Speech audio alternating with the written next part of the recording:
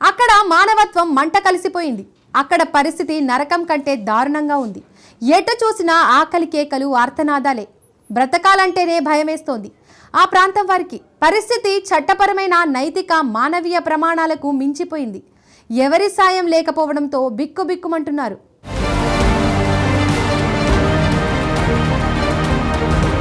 గాజాలో మానవత్వం మాయమవుతుంది. అక్కడ ప్రతి గంటకు ఓ మహిళ మృతి చెందుతోంది. ఇప్పటికే 28,000 మందికి పైగా ప్రాణాలు కోల్పోయారు. చిన్నారులైతే ఆకలితో మృతి చెందుతున్నారు. ఈ దారుణమైన సంఘటనలు గాజా ప్రాంతంలో చోటు చేసుకుంటున్నాయి. ఇజ్రాయెల్, హమాస్ మధ్య జరుగుతున్న భీకర యుద్ధంలో గాజా ప్రాంతంలోని ప్రజలు అల్లాడుతున్నారు.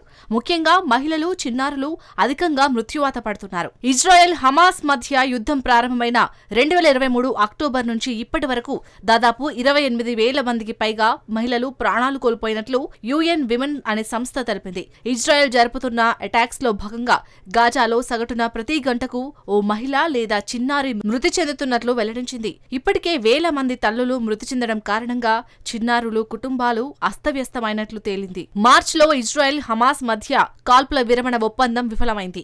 దీంతో గాజా ప్రాంతానికి సహాయం నిలిచిపోయింది.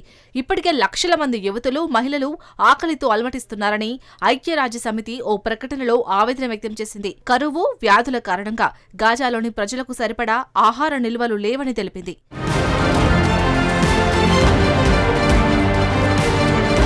మానవతా సహాయక పంపిణీ కేంద్రంకి వెళ్తున్న జనాలపై ఇజ్రాయెల్ దళాలు కాల్పులు జరిపి కనీసం 1000 మందిని పొట్టనబెట్టుకుంది. 3 రోజుల్లో ఇలాంటి ఘటన జరగడం ఇది మూడోది. ఇదిలా ఉండగా నిర్దేశించిన మార్గంలో కాకుండా వేరే మార్గంలో తమ దళాలను సమీపించిన హెచ్చరిక కాల్పులను కూడా లెక్క చేయని కొంతమంది అనుమానితులను లక్ష్యంగా చేసుకుని కాల్పులు జరిపినట్లు ఇజ్రాయెల్ సైన్యం తెలిపింది.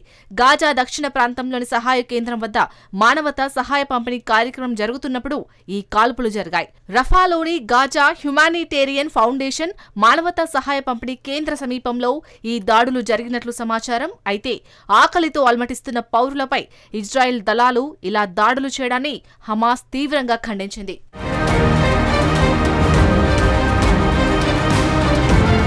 రఫాలోని ఫీల్డ్ హాస్పిటల్లో ఇప్పటి వరకు పలువురు గాయాలతో చేరారని, వారిలో కొంతమంది ఆస్పత్రికి వచ్చేలోగా గాయాలతో చనిపోయారని, మరికొంతమంది ఆస్పత్రికి వచ్చాక గాయాలతో చనిపోయారని రెడ్ క్రాస్ అంతర్జాతీయ కమిటీ ప్రతినిధి హిషామ్ మహ్నా తెలిపారు. ఇక చనిపోయిన వారి భౌతిక కాయాలని ఖాన్ యూనిస్లోని నాసర్ హాస్పిటల్కి తరలించారు. సహాయ పంపిణీ కేంద్రం వద్ద తమకు ఎలాంటి పంపిణీ జరగలేదని, అయితే ఏమీ పొందకుండానే తిరిగి వస్తుండగా ఇజ్రాయెల్ దళాలు తమపై నలువైపులా నుంచి కాల్పులు జరిపిందని రషా అల్ నహల్ అనే ప్రత్యక్ష సాక్షి తెలిపింది. ఇదిలా ఉండగా మరింత మంది ఇజ్రాయెల్ బందీలని విడుదల చేయడానికి హమాస్ ఒప్పుకోకపోవడంతో ఇజ్రాయెల్, హమాస్ మధ్య కుదిరిన కాల్పుల విరమణ ఒప్పందంను మార్చిలో ఇజ్రాయెల్ తృణీకరించింది. ఇజ్రాయెల్ దాడుల్లో 2023 అక్టోబర్ 7 నుంచి ఇప్పటి వరకు 54,000 పాలస్తీనియన్లు ప్రాణాలు కోల్పోయారు.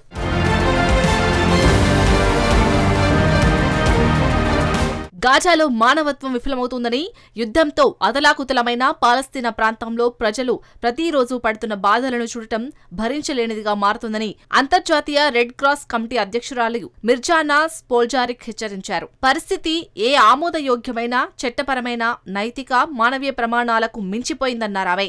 కొన్ని వారాల క్రితం గాజా పర్యటన సందర్భంగా తీవ్ర మనస్తాపానికి గురైన రెడ్ క్రాస్ చీఫ్ గాజా భూమిపై నరకంగా మారిందని వ్యాఖ్యానించారు. సామూహిక అనారోగ్యాలు, ఆకలితో అరుస్తున్న పిల్లలు, మృతుల కుప్పలు పెరుగుతున్నాయనే నివేదికల మధ్య అంతర్జాతీయ రెడ్ క్రాస్ చీఫ్ ఇలా చెప్పుకొచ్చారు. గాజాలో ఏం జరుగుతుందో మనం చూస్తూ ఉండలేమని, విధ్వంసం స్థాయిని మనం ఇకపై చూడలేమన్నారు.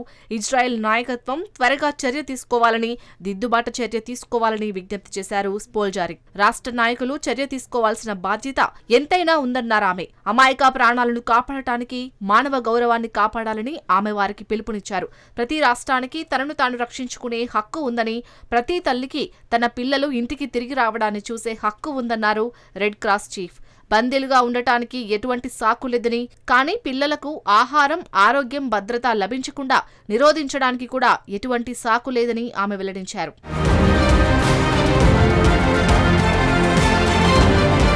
ప్రపంచ ఆరోగ్య సంస్థ ప్రకారం గాజాలో కరువు ప్రమాదం పెరుగుతుంది. గాజాలోని మొత్తం 2.1 మిలియన్ల జనాభా. దీర్ఘకాలిక ఆహార కొరతను ఎదుర్కొంటుందని 3 వారాల క్రితం విడుదలైన WHO నివేదికలో తెలిసింది.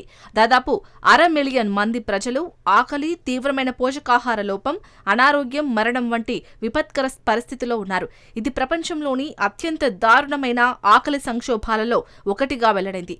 గాజాలో కరువు ప్రకటన వచ్చే వరకు మనం వేచి ఉండాల్సిన అవసరం లేదని, ప్రజలు ఇప్పటికే ఆకలి, అనారోగ్యంతో చనిపోతున్నారని, ఆహారం, మందులు సరిహద్దు దాటి నిమిషాల దూరంలో ఉన్నాయని WHO డైరెక్టర్ జనరల్ టెడ్రోస్ తెలిపారు. గాజా స్ట్రిప్పై ఉన్న దిగ్బంధనను సడలించామని ఇజ్రాయెల్ చెప్పినప్పటికీ గాజా ప్రజలు ఇప్పటికీ ఆహారం, నీరు లేకుండా ఉన్నారని సమాచారం. పోషకాహార లోపం, ఆకలితో అలమటిస్తున్న పిల్లలు ఏదైనా వినియోగ వస్తువుల కోసం వీధుల్లో, చెత్త కుప్పల్లో వెతుకుతున్నట్లు కనిపిస్తుంది. పరిస్థితి ఇలాగే కొనసాగితే మరో 11 నెలల్లో దాదాపు 71,000 మంది 5 సంవత్సరాల కంటే తక్కువ వయసు ఉన్న పిల్లలు తీవ్ర పోషకాహార లోపంతో బాధపడతారని WHO నివేదిక పేర్కొంది. 2023 అక్టోబర్ 7న పాలస్తీనా మిలిటెంట్ గ్రూప్ హమాస్ ఇజ్రాయెల్లో ఉగ్రవాద దాడి చేసి 1,200 మందికి పైగా ఇజ్రాయెల్ జాతీయులను చంపి 250 మందికి పైగా పౌరులను బందీలుగా తీసుకున్న తర్వాత గాజాలో యుద్ధం ప్రారంభమైంది. హోలోకాస్ట్ తర్వాత యూదులపై జరిగిన అత్యంత ఘోరమైన దాడి ఇది. దీనికి ప్రతిస్పందనగా ఇజ్రాయెల్ గాజా అంతటా వ్యాపించి ఉన్న హమాస్పై యుద్ధం ప్రకటించింది. ప్రతీకార చర్యగా ఇజ్రాయెల్ ఇప్పటి వరకు హమాస్కు చెందిన అనేక మంది అగ్ర ఉగ్రవాదులను హతమార్చింది. వీరిలో ఇరాన్ మద్దతు గల ఉగ్రవాద సంస్థ అధిపతులు కూడా ఉన్నారు. ఈ సంస్థ గాజా స్ట్రిప్ ను కూడా పాలిస్తుంది. ఇప్పటి వరకు 20 నెలల యుద్ధంలో 56,000 మందికి పైగా గాజా ప్రజలు ప్రాణాలు కోల్పోయారు. అంతర్జాతీయ సమాజం యుద్ధాన్ని ముగించాలని ఇజ్రాయెల్ ని కోరింది. ఇజ్రాయెల్ తాను ఆత్మరక్షణ కోసం మాత్రమే వ్యవహరిస్తున్నానని పదే పదే చెబుతోంది. గాజాలో పౌరులను తమ కవచంగా ఉపయోగించుకుంటున్నందుకు హమాస్ ను నిందిస్తోంది.